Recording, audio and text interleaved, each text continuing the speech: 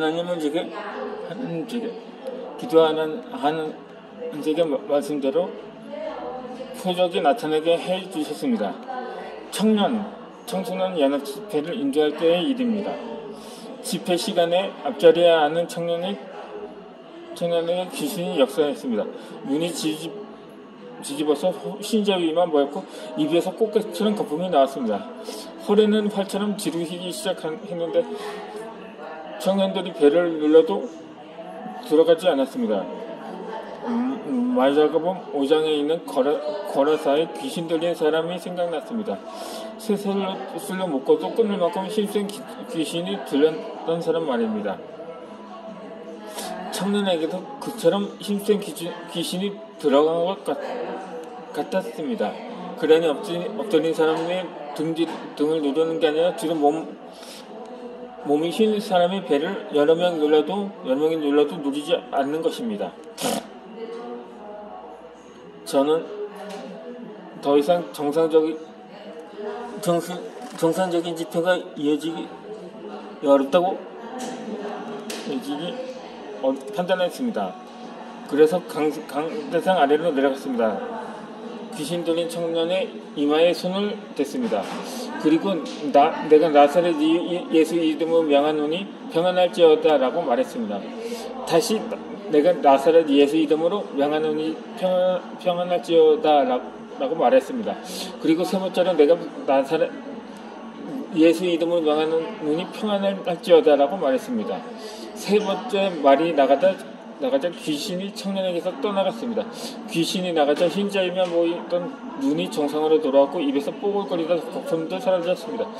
당연히 휘었던 허리도 멀쩡해졌습니다. 만약 동생을 위해 기도해준 후 고쳐지지 않았다고 해서 하나님의 말씀을 놓아버렸다면 너무나도 큰 손해를 봤을 것입니다.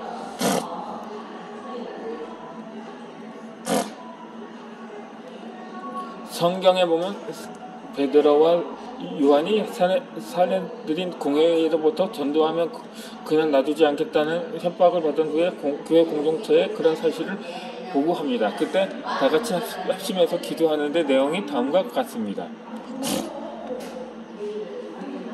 주여 이르시되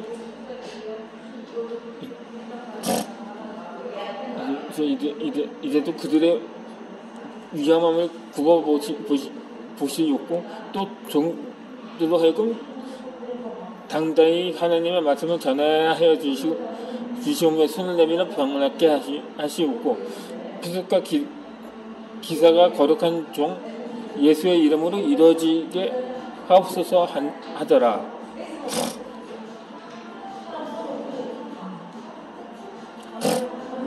위협함을 굽어달라는 기도는 이해가 갑니다. 지금 협박을 받고 있는 상황이기 때문입니다.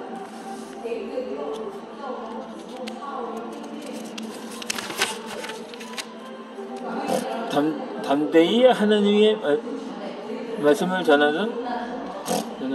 전하게 해달라는 것도 이해가 갑니다. 예수님의 지상명령이 복음 전파이기 때문입니다.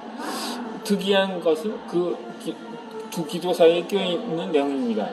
손을 내밀어 병을 낫게 하시었고 표적과 기사가 기록한 중 예수의 이름으로 이루어지게 해달라는 기도입니다. 이런 기도를 교회적으로도 해야겠구나 하는 생각이 들었습니다.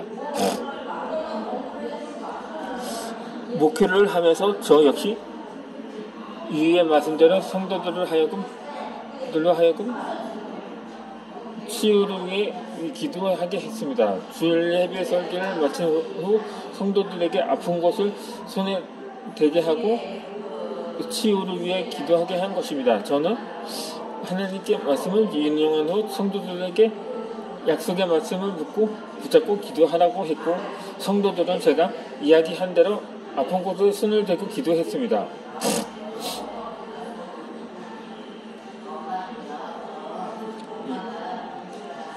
50대의 여자 성도가 전도되어 왔을 때의 일입니다. 그 성도는 백병증이라는 병을 가지고 있었습니다. 목 부분이 특히 심했는데 그것을 가리기 위해서 더운 여름철에도 늘 목을 가리고 다녔습니다.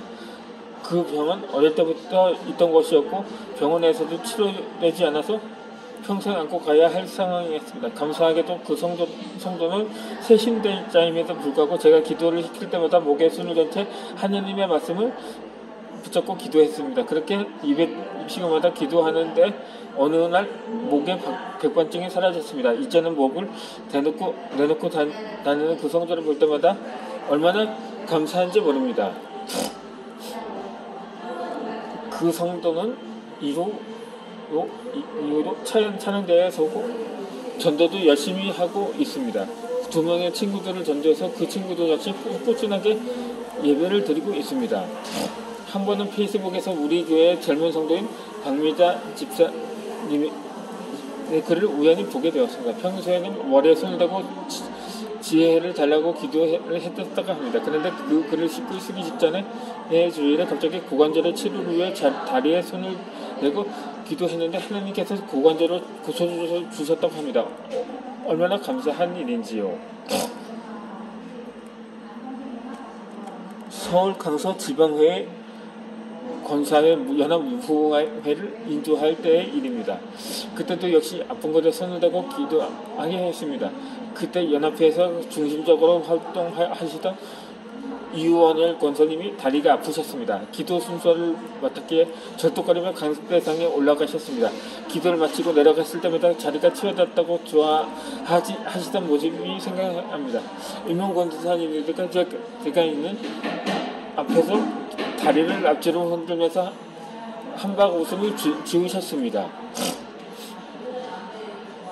이번에는 예배 시간에 50대 후반의 남자분이 오셨습니다.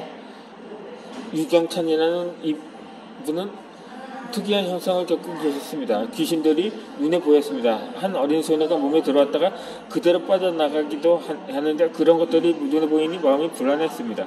밤에는 잠을 제대로 자지 못했습니다. 그 때문에 낮에 깜짝 졸음운전을 하다가 접촉사고를 내기도 했습니다.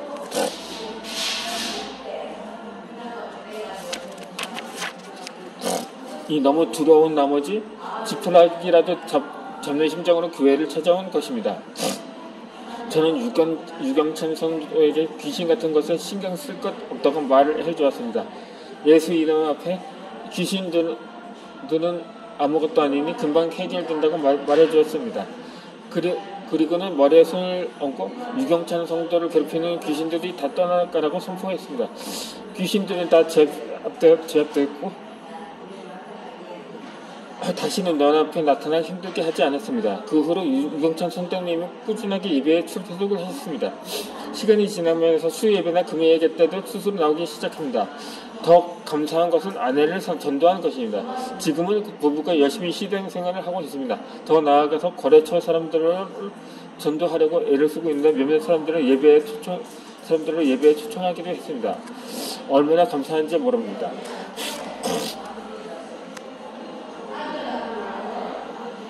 성경의 말씀을 붙잡고 기도하는 사람들 이야기가 많이 나옵니다. 그 중에 한 사람이 여호사밧 왕입니다. 여호사밧이 다스릴 때 유다 왕국은 큰 위기에 부딪힙니다. 한 나라만 쳐들어와도 어려울 텐데 모압 족속과 암몬 족속들이 마온 족속과 연합해서 유다를 치러 왔습니다. 우리나라라 치면 중국이 대만과 일본이 연합해서 한반도를 침략한 거라고 볼 수 있겠죠. 이 소식을 듣자 여호사밧이 두려워합니다. 아마 누구라도 두려워했을 것입니다. 하나님을 믿는 사람이라 해도 당장 눈앞에 감당할 수 없는 위기가 닥쳐오면 그 무에 듣는 일기만 합니다. 그렇지만 감사하게도 여호사밧은 계속 눌려 있지 않고 정신을 차립니다. 온 유다 백성들을 모아 당하게 전능하신 하나님께 간구합니다. 그때 여호사밧이 하나님께 기도드리는 내용에서 중요한 교훈 하나를 발견할 수 있습니다. 그냥 하나님께 하소연하는 것이 아니라 하나님의 말씀을 붙들고 기도한다는 점입니다. 그는 하나님이 말씀하셨던 말씀을 분명하게 기억하고 인용하면서 하나님께 그 말씀을 도와주실 것을 강조합니다.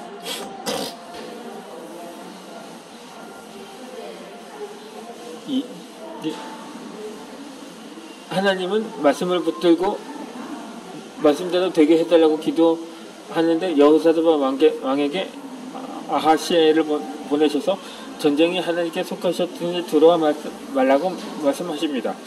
유다 자손이 싸울 때도 없을 것이라는 놀라운 말씀까지 하십니다. 여호사밧은 말도 안 되는 소리하고 무시하지 않고 그 말씀은 있는 그대로 받아들입니다. 그래서 백성들과 함께 하나님께 경배하고 레위 사람들은 힘이 큰 소리로 찬송을 부릅니다.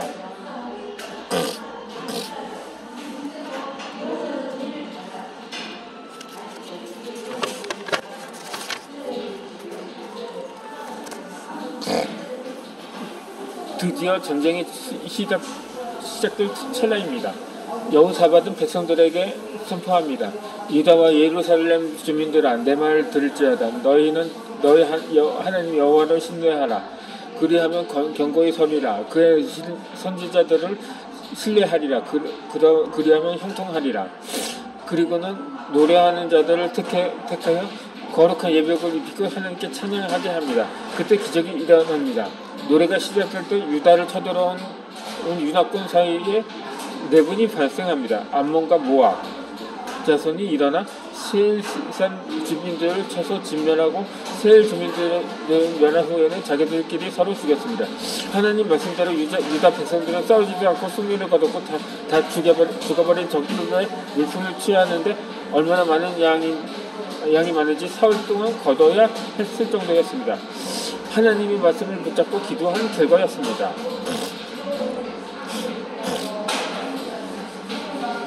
이 말씀을 붙잡고 기도한 한 사람을 더 소개하려고 합니다. 바로 야곱입니다. 야곱은 에서를 속인 일로 인해 형을 피해 도망쳤습니다. 라반의 집에서 일을 하면서 20년의 세월을 보냅니다.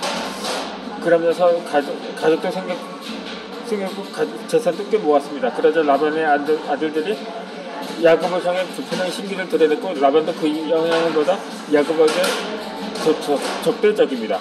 야곱은 라반을 떠나기로 작정합니다. 하지만 라반이 강제로 처자신 식구가 재산을 빼앗길까봐 라반 몰래 도망을 칩니다.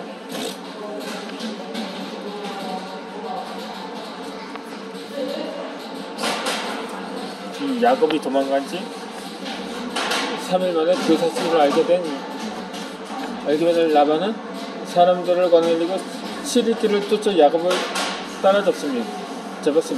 그러나 밤에 하나님께 라반에게 현명하여 야곱에게 선악간에 말하지 말라고 경고를 하셨습니다. 이 때문에 라반은 야곱을 건드리지 못한 채 야곱과 계약만 맺고 야곱을 보내줍니다.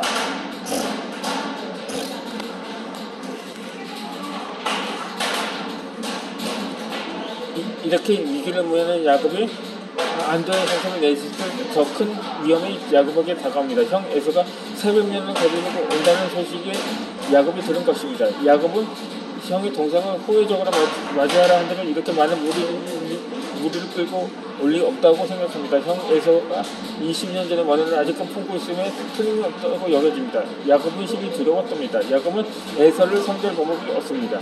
죽은 목숨이면 다름없습니다.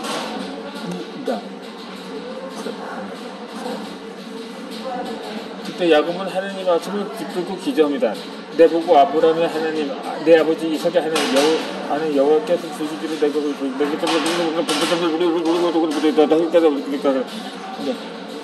듣고 환경을